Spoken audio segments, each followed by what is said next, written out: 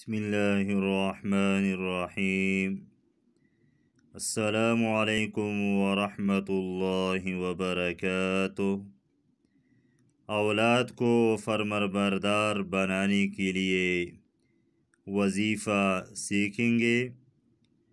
نافرمان اولاد کو فرمانبردار بنانے اور راہ راست پر لانے کے لیے اس آیت کو 3 مرتبہ روزانہ پڑھیں، انشاءاللہ مفید ثابت ہوگا۔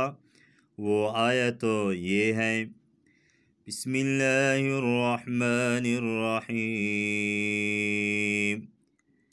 رب اوزعنی ان اشکر نعمتک التي انعمت علی وعلى والدی وأن أعمل صالحا ترضاه وأصلح لي في ذريتي إني تبت إليك وإني من المسلمين۔